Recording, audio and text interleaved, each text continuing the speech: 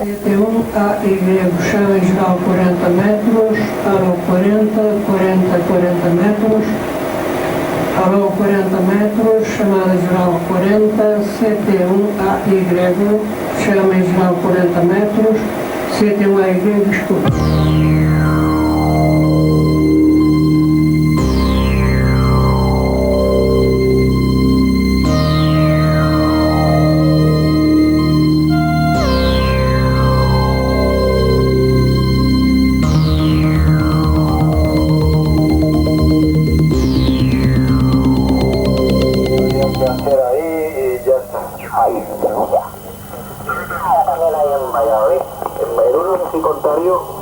Manolo tiene un argonal también pequeño y le tiene hecho un amplificador.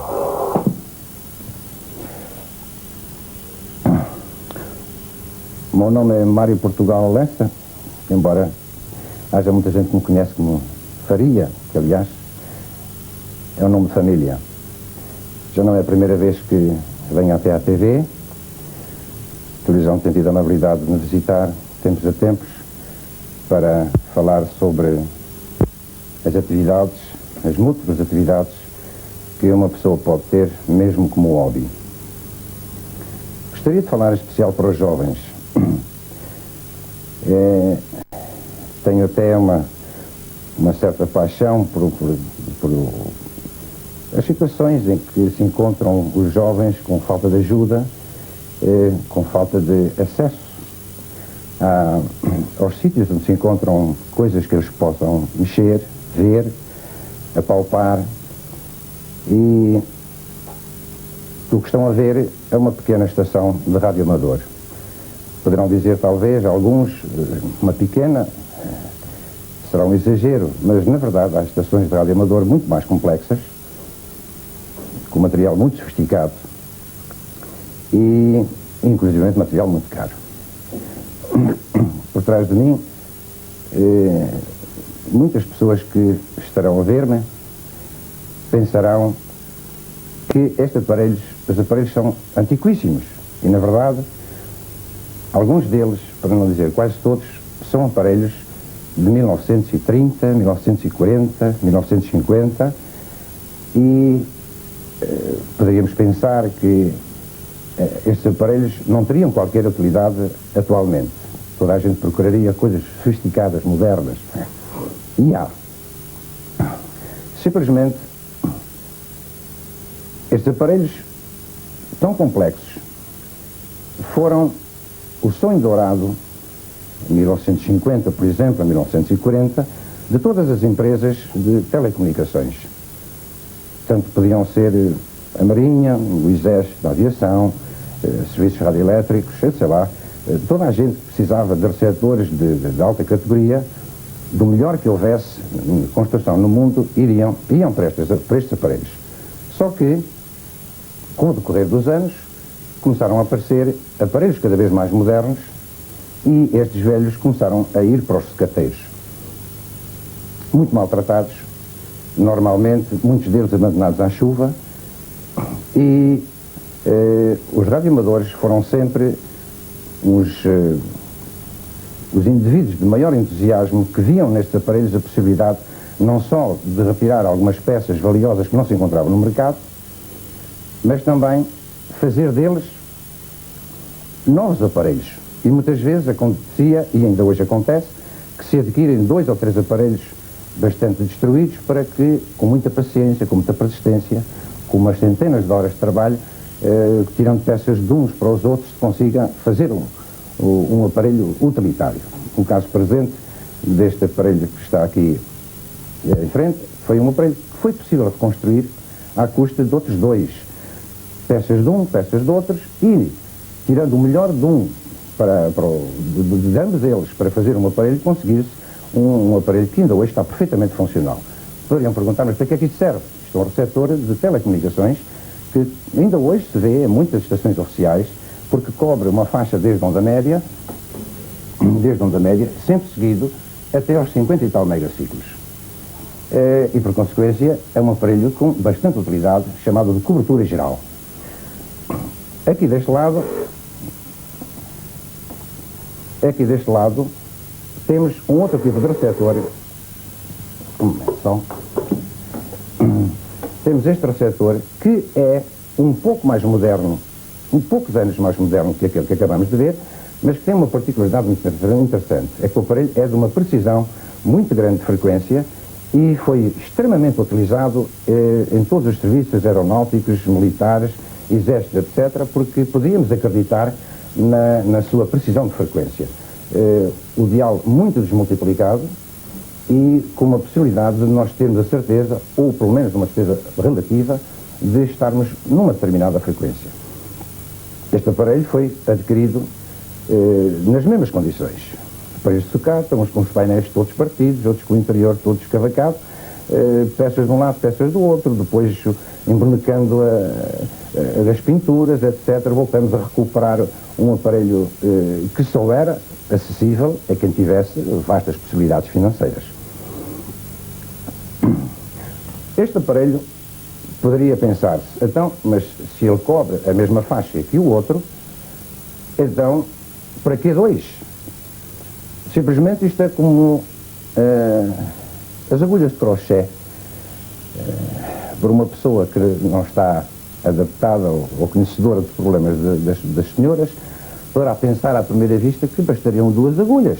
Porque é que elas têm 4, 5, 10, quantidade de modelos? Porque ela diz logo, cada agulha para o seu trabalho. Neste caso presente, as gamas não são exatamente as mesmas. Primeiro, este aparelho vai desde onda média aos 30 megaciclos, aquele aparelho vai até aos 54 megaciclos, ou seja, cobre uma faixa que é invisível ou inescutável para este receptor. Tem muita utilidade, por consequência, para determinados efeitos, dado que há muitas estações que trabalham na banda dos 30 aos 50 megaciclos e que poderão ser escutadas ou poderão servir de controle para quem trabalha com estes materiais. Nesta secção central nós vemos um transcetor, ou seja, é um equipamento que tanto serve para receber como para emitir, e é um aparelho já muito antigo, que muitos radioamadores atuais, ao olharem para isto, vão-se rir, porque acham que isto é pré-histórico. No entanto, há um gozo especial, eu sinto um gozo especial em trabalhar com equipamento antigo, daqueles que muitas vezes já foi posto de parte, voltar-lhe a dar-lhe vida e com ele fazer comunicações tão boas como os outros equipamentos também fazem. Porque nisto, na eletrónica, é interessante verificar que um receptor muito simples poderá, para determinados efeitos, ser tão bom como muito complicado e muito caro. Em essência, podíamos dizer que um receptor tão simples como uma coisa deste estilo, simplesmente com uma válvula, este aparelho é capaz de receber tão bem como qualquer um destes receptores profissionais. Não tem a precisão de frequência, não tem a seletividade, ou seja, o poder de separação de estações. Mas este receptor, com esta simplicidade incrível, pode receber estações do outro lado do mundo, estações pequeníssimas, de pequenina potência, que estão colocadas nos sítios mais rocambolescos do mundo. Da mesma forma como este emissor tem uma quantidade enorme de material lá dentro, também é possível fazer um emissor com muitíssimo menos material.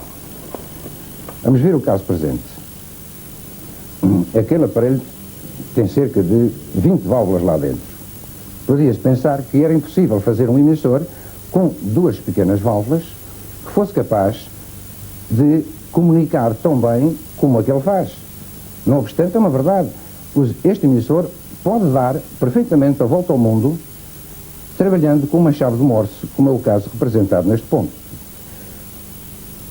E, para falar de uma forma mais ou menos rápida sobre ele, podemos dizer que existe um cristal aqui, é um cristal de quartzo, que ainda hoje se fabricam.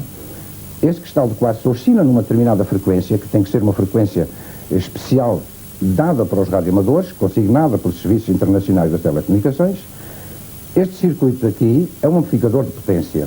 este circuito está a oscilar na determinada frequência, entrega esta portadora a esta válvula que amplifica, uma válvula convencional, que ainda hoje existe no mercado, e esta válvula sintoniza e ataca a antena na altura em que nós pretendemos a transmissão.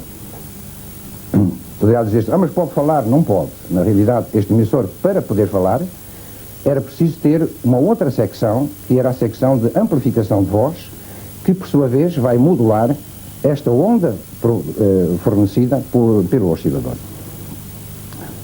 É curioso, no entanto, verificar, e há muita gente que possa pensar assim, mas para que o Morse, ou há quem chame também o pico-risco, de uma forma mais ou menos depreciativa, mas gozosa, porque realmente os sinais de Morse é um ponto e traços e pontos, que é preciso decorar. E poderia pensar-se, mas para que utilizar o sistema de pico-risco se já há sistemas de comunicações por voz?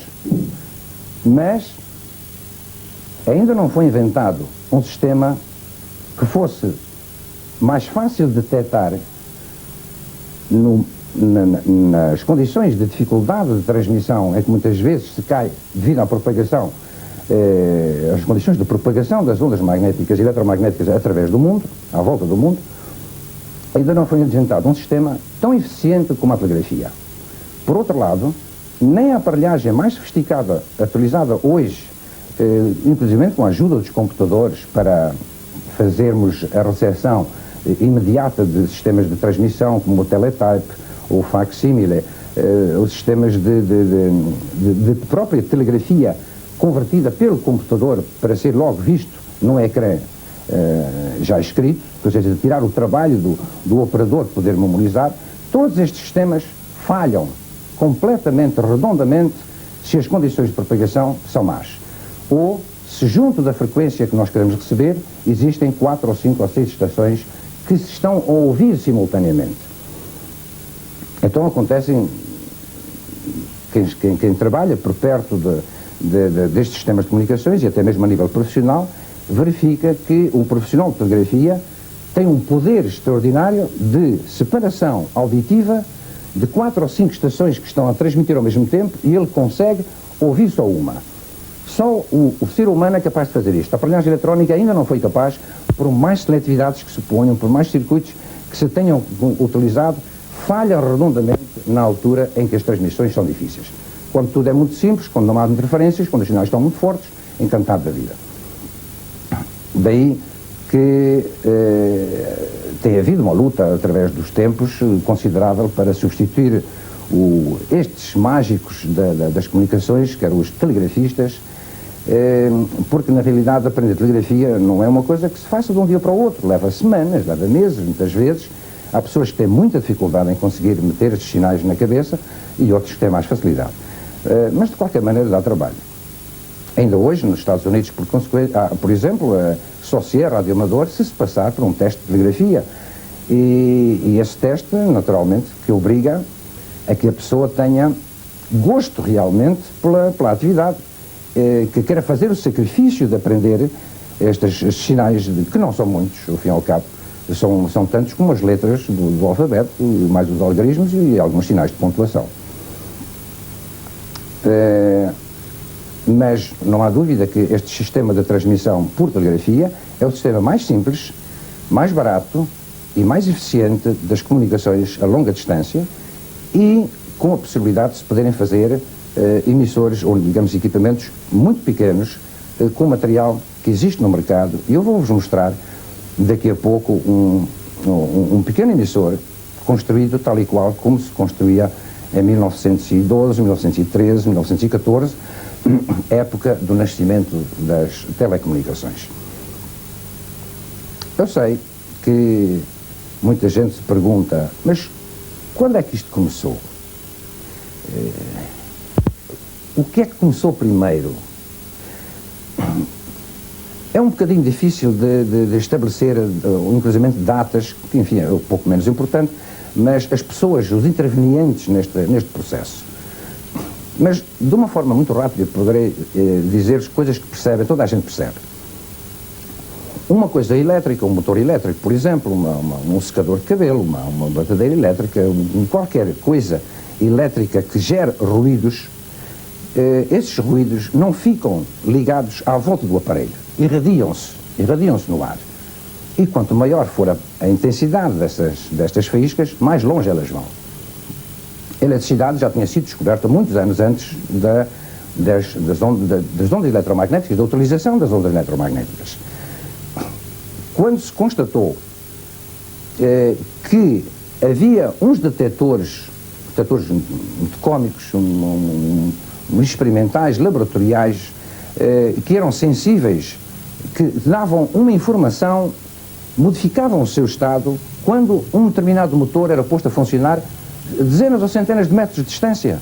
Então se pensou que não há dúvida que se este aparelho reage a uma coisa que está a ser passada a longa distância, a uma distância grande, é porque ela vem pelo ar, vem de uma maneira qualquer estranha, mas que é certa que vem pelo ar, é uma certa magia. Talvez esta magia esteja na causa do interesse que tanta gente tem posto em meter-se nesta matéria. Na realidade, a eletrónica é das poucas matérias em que nada se vê, não cheira, não se pode apalpar, mas existe. E levou até muita gente a não acreditar inicialmente que fosse possível. Hoje a gente olha para a imagem de TV, vê os bonecos, vê toda aquela treta e chega à conclusão que é possível. Como é? Então será mais difícil de explicar. Mas o que é certo é que liga-se o aparelho, toca música. De onde é que vem a música? Ouve-se a estação dizer, é de Lisboa, é dali, é da lá. A gente tem a certeza que as coisas vêm pelo ar. Mas a maioria das pessoas pergunta-se: mas como é que isto vem pelo ar? Como é que isto nasceu?